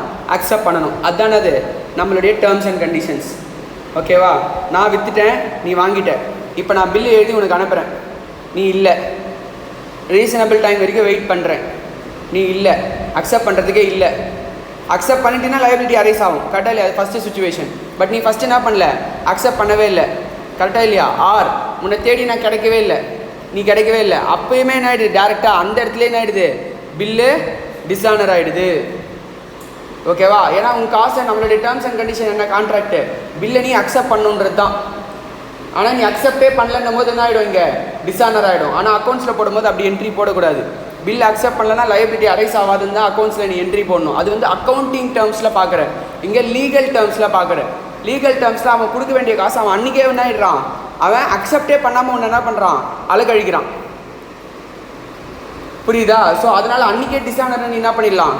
ட்ரீட் பண்ணிக்கலாம் லீகல் டேர்ம்ஸில். பட் அக்கௌண்ட்ஸில் liability right to receive establish ஆனால் தான் நீ போடுவேன், ரைட் டு பே எஸ்டாப்ளிஷ் ஆனால் தான் நீ என்ன பண்ணுவேன்? ஜேர்னல் என்ட்ரி போடுவேன். புரியுதா? அக்கௌண்டிங் வேறு, இங்கே என்ன பண்ணுறோம்? லாவில் வேறு. புரியுதா என்ன சொல்கிறேன்னு? ஆக்சுவலாக இதுதான். பட் அக்கௌண்டிங் டேர்மில் அங்கே இன்னும் அக்கௌண்டிங் ஸ்டாண்டர்ட்ஸ், அந்த அக்கௌண்ட்ஸோடைய எசன்ஸை யூஸ் பண்ணி அங்கே அக்கௌண்ட் பண்ணுறோம். இங்கே லாவோடைய எசன்ஸை யூஸ் பண்ணி இங்கே பேசுகிறோம். கிளியரா? Next, so if the bill is directed to the drawee at a particular place. Drawee சொல்கிறான், இந்த இடத்துக்கு வா, நான் இங்கே சைன் பண்ணுறேன், கோயிலுக்கு வா, நான் சைன் பண்ணுறேன். அப்போ நீ என்ன பண்ணணும்? அந்த இடத்துக்கு தான் போகணும் சைன் வாங்குறதுக்கு. ஓகேவா? If at the due date for presentment he cannot. Due date for presentment என்ன? நான் பில்லை வந்து 12th ஆகஸ்ட் எழுதுறேன், 14th ஆகஸ்ட் அவன் அக்செப்ட் பண்ணுறேன்னு சொல்லியிருக்கான். அப்போ அந்த 14th ஆகஸ்ட் நான் என்ன பண்ணணும்? அவனை அக்செப்ட் பண்ணணும். அந்த 14th ஆகஸ்ட் அவனை தேடி அவன் கிடைக்கவே இல்லை. அப்போ என்ன பண்ணிடணும்? அந்த பில்லை டிஸானர்னு ட்ரீட் பண்ணிடணும். கிளியரா? ஸோ இது வந்து என்ன பண்ணிடணும்? Authorised by agreement. இந்த மாதிரி விஷயம்லாம் அக்ரிமெண்ட்டில் நம்ம மென்ஷன் பண்ணிக்கணும். Or by post or register letter மூலிமா கூட நம்ம பில்ஸ் ஆஃப் எக்ஸ்சேஞ்ச் என்ன பண்ணலாம்? அக்செப்ட் பண்ண சொல்லலாம். புரியுதா? இது என்னது? Presentment for acceptance. Next, presentment of promissory note for sight. For சைட்னா என்ன? இதே மாதிரி ஆஃப்டர் சைட். ஆஃப்டர் சைட்னா என்ன? அவன் பார்த்ததுக்கப்புறம் must be presented to the maker for sight. யார் எழுதுறானோ அவன் சைட் என்ன பண்ணிடணும்? அது மென்ஷன் பண்ணி இருக்கணும். ஓகேவா? அண்ட் அவன் ரீசனபிள் சர்ச்சுக்கு அப்புறம் ஃபவுண்ட் பண்ணானா அவன் அது பேபிள் ஆன் டிமாண்ட்னா பேபிள் ஆன் டிமாண்ட். எப்போ கேட்குறானோ அவன் என்ன பண்ணி ஆகணும்? பே பண்ணி ஆகணும். ரீசனபிள் டைம், பிளேஸ், பிஸ்னஸ் ஹவர்ஸ்குள்ளே பே பண்ணி ஆகணும். ஓகேவா? அதில் ப்ரெசன்ட்மெண்ட்டில் ஏதாவது டிஃபால்ட்னா எந்த ஒரு பார்ட்டியும் என்ன கிடையாது? லைபிள் கிடையாது. நீ அந்த ப்ராமிசரி நோட்டை அவன் அக்செப்ட் பண்ணலைன்னா என்னது? லைபிலிட்டி அரைஸ் ஆகாது. Draw is time for deliberation. ஓகேவா? ட்ராய்க்கு எவ்வளோ டைம் கொடுக்கணும்? நம்ம ப்ரெசண்ட்டுக்கு 48 hours கொடுக்கணும், எக்ஸ்க்ளூசிவ் ஆஃப் பப்ளிக் ஹாலிடே. புரியுதா? எடுத்துகிட்டு போய் ஒரு பில்லை ட்ராய்கிட்ட கொடுத்துருக்கோன்னா அவனுக்கு என்ன பண்ணிக்கணும்? நம்ம 48 hours டைம் கொடுத்துருக்கணும் அக்செப்ட் பண்ணுறதுக்கு. ஓகேவா? பப்ளிக் ஹாலிடே இருந்துச்சுன்னா அது என்ன பண்ணிடணும்? எக்ஸ்க்ளூட் பண்ணிடணும். இப்போ நம்ம பார்த்தது என்ன? அக்செப்டன்ஸ்க்கான ப்ரெசன்ட்மெண்ட். இதுவுமே பார்க்க போகிறது என்ன? ப்ரெசன்ட்மெண்ட் ஃபார் பேமெண்ட், காசுக்கான ப்ரெசன்ட்மெண்ட். இப்போ அவன் என்ன பண்ணிட்டான்? அக்செப்ட் பண்ணி கொடுத்துட்டான். இப்போ நீ மாதிரி எப்போ போய் ப்ரெசென்ட் பண்ணணும்? எடுத்துகிட்டு போயிட்டு டியூ டேட் அன்றைக்கி காசு வேணும். அப்போ காசு வேணும்னா நீ என்ன பண்ணணும்? பில் எடுத்துகிட்டு போய் ப்ரெசென்ட் பண்ணால் தானே அவன் காசு கொடுப்பான். ஸோ அப்போ என்ன பண்ணணும்? டியூ டேட் அன்றைக்கி எடுத்துகிட்டு போய் ப்ரெசென்ட் பண்ணுறது தானே அது ப்ரெசென்ட்மெண்ட் ஃபார் பேமெண்ட். டியூ டேட் அன்றைக்கி யார் ப்ரெசென்ட் பண்ணணும்? பில்லு யார்கிட்ட இருக்கோ அவன் எடுத்துகிட்டு போய் என்ன பண்ணுவான்? ப்ரெசென்ட் பண்ணுவான். ஸோ ப்ரெசென்ட் பண்ணாமல் விட்டுட்டினா நாட் லயபிள். ஓகேவா? நெக்ஸ்ட்டு ஆத்தரைஸ்டு வே மூலியமாகவும் நம்ம என்ன பண்ணிக்கலாம்? ப்ரெசென்ட் பண்ணிக்கலாம். இதுவே பேயபிள் ஆன் டிமாண்ட் இருக்குன்னா எப்போ வேணால் நீ கேட்குறியோ, நீ கேட்குறப்ப வேணா பண்ணி ஆகணும், கொடுத்தே ஆகணும். ஓகேவா? அதுதானே அது payable for demand. Next, hour of presentment. எந்த ஹவரில் ப்ரெசென்ட் பண்ணணும் அப்படின்னா பிஸ்னஸ் ஹவரில் ப்ரெசென்ட் பண்ணணும். ஆர் பேங்கிங் ஹவர்ஸில் என்ன பண்ணணும்? ப்ரெசென்ட் பண்ணணும். பேங்கராக இருந்தால் பேங்கிங் ஹவரில் ப்ரெசென்ட் பண்ணணும். வேறு யாராவது இருந்தால் பிஸ்னஸ் ஹவரில் என்ன பண்ணணும்? எடுத்துகிட்டு போய் ப்ரெசென்ட் பண்ணணும். புரியுதா? நெக்ஸ்ட்டு, ப்ரெசென்ட்மெண்ட்டுமே ஆஃப்டர் டேட் ஆஃப்டர் சைட் இருந்ததுன்னா எப்படி கால்குலேட் பண்ணுவேன்? ஆஃப்டர் டேட்னா டியூ டேட்லேருந்து சாரி ஆஃப்டர் டேட்னா ட்ரா பண்ண டேட்லேருந்து டியூ டேட்டை கால்குலேட் பண்ணுவேன். ஆஃப்டர் சைட்னா அக்செப்ட் பண்ண டேட்லேருந்து மெச்சூரிட்டி டேட் என்ன பண்ணுவேன் கால்குலேட் பண்ணுவேன். அது அப்படியே வெறும் தியரியாக சொல்லிட்டாங்க உனக்கு. ஓகேவா? எப்பவுமே +3 days கிரேஸ் டேஸ் வந்து ஆட் பண்ணிக்கணும். Next promissory note payable by instalment இருக்குன்னா அப்போ இந்த ஈச் இன்ஸ்டால்மெண்ட்டுக்கும் நீ என்ன பண்ணணும் ப்ரெசென்ட் பண்ணணும்.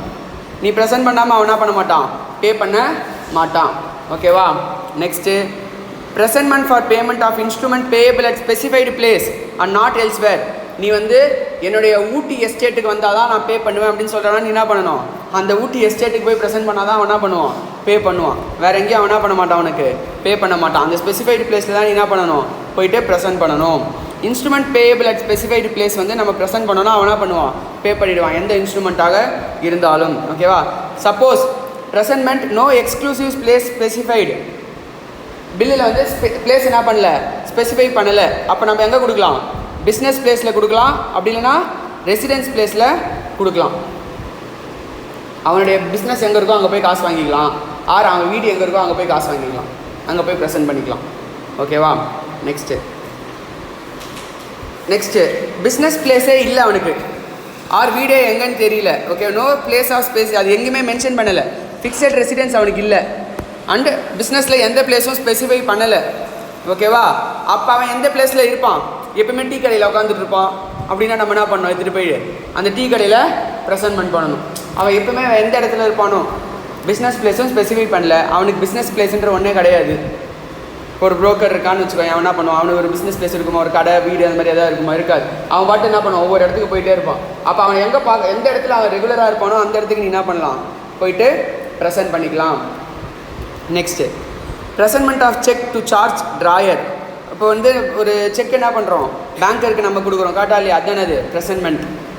பேங்கருக்கு அந்த விஷயம் போயிடுச்சுனால என்னது பேங்கர் வந்து அதுக்கு என்ன பண்ணி ஆகணும் பே பண்ணி தான் ஆகணும். அது ட்ராயருடைய அக்கௌண்ட்லேருந்து என்ன பண்ணிப்பாங்க எடுத்துப்பாங்க. ஓகேவா?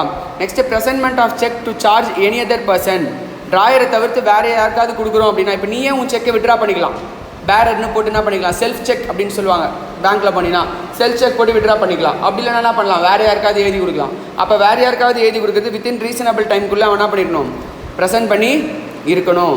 ஆன் டிமாண்ட்னா என்ன அர்த்தம் எப்போ கேட்குறியோ அது. ஆனால் அதுவும் எப்படி இருக்கணும் ரீசனபிள் டைம். எப்போயோ வந்துட்டு நீ 5 வருஷம் கழிச்சுலாம் என்ன பண்ணக்கூடாது எடுத்துகிட்டு வந்து கேட்கக்கூடாது. ஒரு ரீசனபிள் டைமுக்குள்ளே என்ன பண்ணணும் ஆன் டிமாண்டையும் நீ கொடுக்கணும்.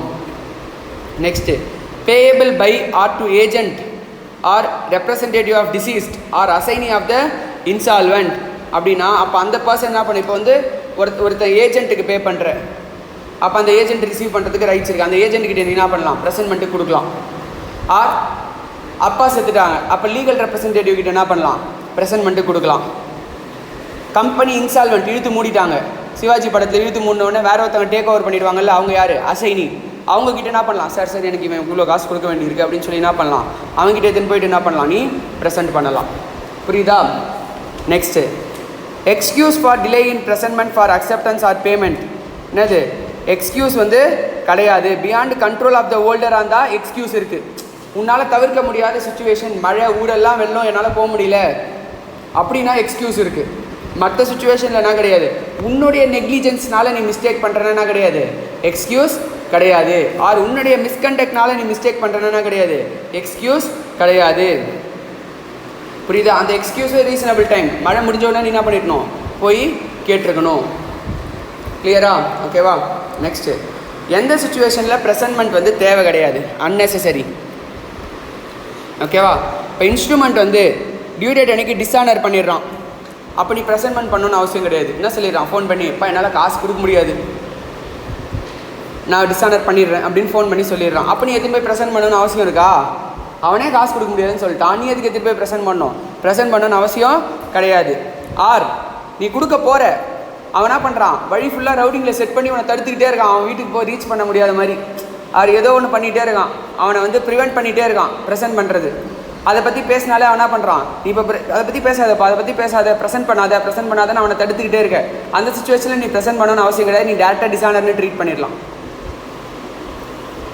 புரியுதா?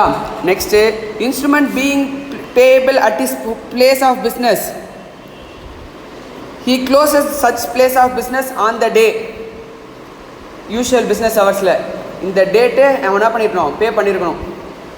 நீ போகிற அவன் பிஸ்னஸ் பிளேஸ்க்கு, அவன் பிளேஸ் மூடி இருக்கு. அப்போ டேட்டா என்ன பண்ணணும்? ப்ரெசென்ட் பண்ணணும்னு அவசியம் இல்லை. டேட்டானா சொல்லிடலாம் டிஸானர்ட். புரியுதா? ஏன்னா பிளேஸ் ஆஃப் பிஸ்னஸ் சொன்னால் நம்ம எங்கே ப்ரெசென்ட் பண்ணணும்? பிளேஸ் ஆஃப் பிஸ்னஸ்லாம் ப்ரெசென்ட் பண்ணணும், வீட்டுக்கு போகக்கூடாது. கரெக்டாக இல்லையா? Next, if instrument is payable at other specified place, அவன் வீடோ இல்லை கோயிலோ ஏதோ ஒரு இடம் சொல்கிறான், ஓகேவா? நெய்தர் ஹீ நார் அவனுடைய ஆத்தரைஸ்டு பர்சன் அந்த இடத்துக்கு வரல. அவனா சொல்கிறான், காலைல 10 மணிக்கு கோயிலுக்கு வந்துட்டு இந்த டேட்டு நான் உனக்கு பில் என்ன பண்ணுறேன், பேமெண்ட் பண்ணுறேன், அதை அக்செப்ட் பண்ணுறேன்னு சொல்கிறான்.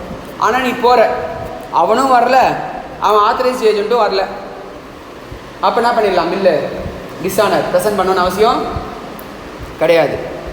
நெக்ஸ்ட்டு, இன்ஸ்ட்ருமெண்ட் ஸ்பெசிஃபைடு பிளேஸில் சொல்லவே இல்லை அவன். அப்போ நீ அவனை ஊர் ஃபுல்லாக தேடுற ப்ரெசென்ட் பண்ணுறதுக்கு, அவன் கிடைக்கல. அப்போ நம்ம என்ன பண்ணிடலாம்?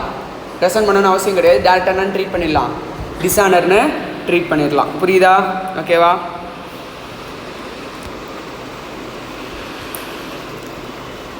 Next, as against any party sought to be charged if he has engaged to pay notwithstanding non-presentment. So வேறு ஏதாவது பார்ட்டி இது மேலே சார்ஜ் பண்ணியிருக்கோம் அப்படின்னாலும், அண்ட் அவன் வந்து இந்த நான் ப்ரெசன்ட்மெண்ட்டுக்கு எங்கேஜ் ஆகிருக்கேன் அப்படின்னாலும் அந்த சுச்சுவேஷனில் என்ன பண்ண தேவையில்ல, நம்ம ப்ரெசென்ட் பண்ணுன்ற அவசியம் கிடையாது. நெக்ஸ்ட்டு, அண்ட் மெச்சூரிட்டி டேட்டில் with the knowledge that instrument are not been presented, அவன் என்ன பண்ணுறான்? பார்ட் பேமெண்ட் மேக் பண்ணிடுறான், ஆர் ரெனியூ பண்ணிடுறான், ஆர் நீயே வெய்வ் ஆஃப் பண்ணிடுற ரைட்ஸை, போடா கொடுக்கலாம் பரவாயில்ல போடா அப்படின்னு வெய்வ் ஆஃப் பண்ணிடுற. அந்த சுச்சுவேஷனில் நீ ப்ரெசென்ட் பண்ணணும்னு அவசியம் கிடையாது. And as against the drawer, if the drawer could suffer damages from the want of such, could not suffer damages from the want of such presentment. நீ எடுத்துகிட்டு போகிறதுனால உனக்கு தான் டேமேஜ் ஆகும், அங்கே பெரிய பெரிய ரவுடிங்லாம் இருக்காங்க, நீ எடுத்துகிட்டு போனீங்கன்னா உனக்கு தான் பிரச்சனை வரும். அந்த சுச்சுவேஷனில் நீ என்ன பண்ண தேவையில்லை, ப்ரெசென்ட் பண்ண தேவையில்லை. டேட்டா என்ன பண்ணிடலாம்? அவனை பார்த்து பயப்படுற, ஏதோ ஒரு பிரச்சனை வரும், ஒரு டேமேஜ் வரும் அப்படின்னா என்ன பண்ணலாம்? டேட்டா நீ டிஸானர் பண்ணிடலாம். கிளியரா? ஓகேவா? Next, liability of the banker for negligently dealing with the bill presented for payment. இப்போ பேங்கர் இம்ப்ராப்பராக ஆர் நெக்லிஜென்ட்டாக ப்ரெசென்ட் பண்ண ஒரு விஷயத்தை டீல் பண்ணுறான்னா பேங்கர் என்ன பண்ணணும்? காம்பன்சேட் பண்ணணும் லாஸை. ஓகேவா? கிளியரா? Next, rules for compensation. Compensation payable in case of dishonour. Dishonour டைமில் என்ன பண்ணணும்? யார் அஃபெக்ட் ஆனாலும் அவனுக்கு என்ன பண்ணணும்? காம்பன்சேஷன் பே பண்ணணும். என்ன காம்பன்சேஷன்? என்ன எக்ஸ்பென்சஸ் அவன் அந்த டைமில் இன்கர் பண்ணானோ அது என்னது? பே பண்ணணும். என்ன அப்போது எக்ஸ்பென்சஸ்? Noting charges.